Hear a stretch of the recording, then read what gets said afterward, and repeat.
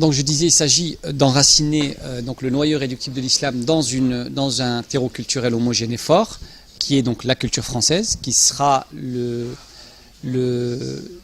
système culturel et de représentation du monde homogène pour l'ensemble des jeunes. Donc finalement, tous les jeunes issus des différentes ethnies, en ayant un espace culturel commun et des référents culturels communs, donc en l'occurrence les référents français, seront à même à la fois de produire une théologie enracinée. C'est ça que ça signifie, une théologie enracinée, c'est-à-dire qu'elle est produite par les gens qui vivent cette pratique, qui ne sont pas et qui sont socialisés dans un terreau culturel qui est le même. Et donc ce terreau culturel, ces références, c'est effectivement ce qui fait la France, et non pas la France d'aujourd'hui, ou la France telle qu'elle a évolué, mais il s'agit des fondamentaux. Donc d'abord bien sûr la langue. On ne peut pas s'identifier à un pays sans passer par la maîtrise de la langue et ses références littéraires essentielles. Donc il s'agit non pas d'orienter les enfants issus de l'immigration vers des styles littéraires pauvres et réduits, comme on le fait aujourd'hui avec les musiques actuelles, mais il s'agit de les relier à toute la tradition littéraire française qui va les imprégner durant leur enfance, dans lesquels ils vont se socialiser, donc les textes qui vont bercer leur enfance, dans lesquels ils vont se construire leur imaginaire, et c'est comme ça qu'on devient français, à travers donc ces références, d'abord littéraires, une certaine histoire qu'il faut comprendre. Bien entendu, ils n'auront pas la mémoire comme les Français qui étaient là avant, la mémoire des ancêtres, les références historiques, enfin ils n'ont pas la même histoire, puisqu'ils viennent se greffer, mais ils peuvent partager à la fois cet héritage on va dire littéraire. Ils vont partager aussi, et c'est essentiel, un certain désir de vivre ensemble. Et ça c'est déterminant, c'est-à-dire que je suis ici, mais je ne suis pas ici pour rappeler ma différence constamment, pour en faire un élément de subversion, mais je partage un héritage culturel commun qui me rend ton semblable, et je peux donc me projeter avec toi dans l'avenir, avec bien sûr un certain nombre de spécificités, notamment ma foi. Donc si cet islam on l'enracine dans ce terreau culturel fort, avec notamment, parce qu'on ne peut pas le faire partout, en zone urbaine c'est plus difficile qu'en zone rurale, ce désir donc, l'héritage littéraire, le désir de vivre ensemble, et aussi une certaine représentation, parce que je donne souvent l'exemple de l'informatique. Il faut qu'on soit tous sous Windows. Après, chacun, bien sûr, peut dessiner l'écran de son ordinateur avec un papier peint différent. Mais le système de représentation, le système de fonctionnement est le même. C'est pour ça que d'ailleurs, tous les théologiens, les intellectuels musulmans qui essayent de travailler sur la présence de l'islam en Europe, etc., produisent des choses intéressantes. Mais on voit qu'ils ne sont pas sous ce fameux Windows. On a notamment un grand philosophe tunisien qui écrit des choses très intéressantes. Il vient de sortir un récent ouvrage l'année dernière.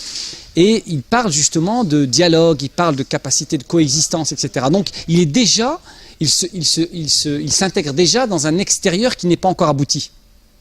Alors qu'il s'agit là de partager dès le plus jeune âge un même espace pour pouvoir produire ensuite du sens de la civilisation.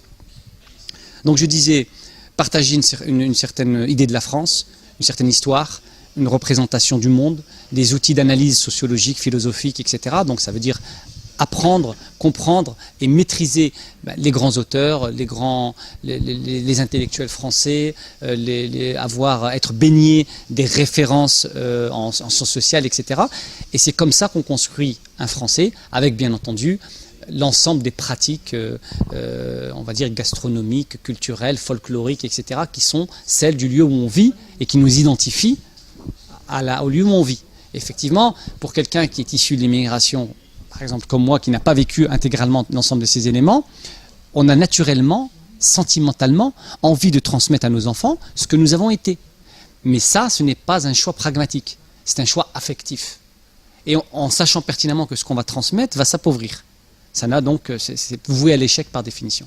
Donc voilà ce que j'aurais pu dire pour l'histoire, l'idée d'enraciner l'islam. Mais avant d'enraciner l'islam, il faut pouvoir effectivement savoir si le terreau est de bonne qualité. Malheureusement, le terreau culturel français et la société française aujourd'hui n'est pas, on va dire, le l'humus le plus riche pour pouvoir accueillir cette graine de l'islam. Alors concernant l'idée du patriotisme, être patriote, c'est le sentiment le mieux partagé au monde. Et c'est le sentiment le mieux partagé au sein même des populations issues de l'immigration par rapport à leur pays d'origine. C'est-à-dire que malgré qu'elles ne vivent pas là-bas, malgré qu'ils n'ont qu'une mémoire d'héritage, un héritage lié à leur pays d'origine, il suffit de voir les matchs de football, etc. Cette idée d'avoir un sentiment charnel, fort avec le pays où on vit et s'identifier à sa symbolique extérieure, ses drapeaux, son hymne, etc. C'est quelque chose qui est le mieux partagé au monde. J'ai été moi en Égypte par exemple, dans quasiment toutes les écoles égyptiennes, les enfants non seulement chantent l'hymne national le matin, ils saluent le drapeau. Moi dans mes activités scouts par exemple, mes gamins, je leur fais lever le drapeau français, je leur fais saluer en salut scout le drapeau français. Parce que c'est le drapeau de leur pays. Après effectivement, pour quelqu'un qui a été baigné du discours antiraciste, etc., comme quelqu'un de ma génération, ça fait presque facho de saluer le drapeau français. Alors que c'est le geste le plus naturel qui soit au monde. Dans tous les pays du monde, les gens saluent leur drapeau. Et il semblerait que seuls les Français n'aient pas le droit. Donc, et cette vision-là, ou en tout cas ce réflexe-là, les populations issues d'immigration et de confession musulmane en grande partie, l'ont aussi intégré. Moi j'ai un ami qui est turc, qui est marié avec une turque, il est pratiquant, musulman pratiquant, il va en Turquie souvent, il a des amis là-bas qui sont turcs, qui aiment leur pays, donc il n'y a pas plus nationaliste que les Turcs, et patriotes que les Turcs. Les Turcs, ils ont des autocollants sur leur voiture, il est écrit la Turquie tu l'aimes ou tu la quittes. Un slogan comme celui-là est en France considéré comme étant 100% raciste, alors que c'est des autocollants que les jeunes Turcs ont sur leur voiture naturellement. Pourquoi ? Parce que on ne peut pas survivre, se projeter dans l'avenir si on n'a pas une relation forte avec son pays et si on n'apprend pas à l'aimer et donc potentiellement aussi à le défendre. Et je pense aussi, de ce point de vue-là, que les musulmans peuvent jouer un rôle déterminant dans la revivification d'un certain patriotisme, d'un certain rapport à la nation, qui est la leur, la nation française, qui, à mon sens aujourd'hui, est la voie ultime et la seule alternative possible en termes de résistance face au véritable ennemi, qui n'est pas le racisme, qui n'est pas le néocolonialisme, pseudo-néocolonialisme que certaines élites françaises auraient, etc. C'est absurde. Le véritable ennemi principal, il s'appelle le mondialisme, c'est-à-dire l'idéologie qui accompagne la mondialisation, qui est un phénomène naturel, économique, historique, d'accélération des échanges. Ce mondialisme est une idéologie très simple, qui consiste à voir le monde comme un immense marché, et comme toute logique marketing, plus on standardise les consommateurs, ou le comportement des consommateurs, mieux on vendra. Donc il s'agit finalement de McDonaldiser le monde, et aujourd'hui la seule façon de résister, c'est de sauvegarder les patrimoines culturels locaux, d'une part, et de résister à ce modèle unificateur. Et je pense que les musulmans ont un rôle déterminant, puisque aujourd'hui, ce mondialisme, il s'exprime à travers deux axes, à travers une double démarche. Il y a d'abord un système d'oppression militarisé, donc c'est les bots, c'est le bruit des bots, et un modèle économique uniformisant, c'est McDonald's.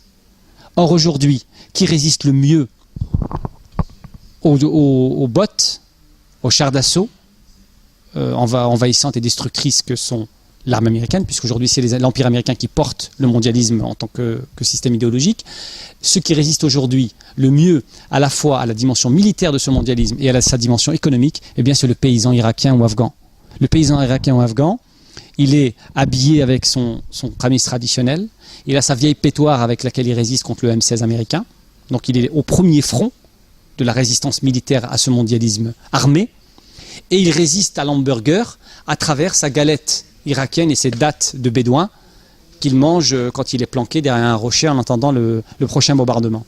Donc les musulmans dans leur pays d'origine sont au front de ce mondialisme destructeur, et je pense que nous les musulmans qui sommes ici en Europe et particulièrement en France, nous avons une occasion unique de régénérer ce patriotisme, parce que comme nous sommes français récents, eh bien, l'exemple du patois que je donnais tout à l'heure, les Français ont abandonné leurs patois locaux.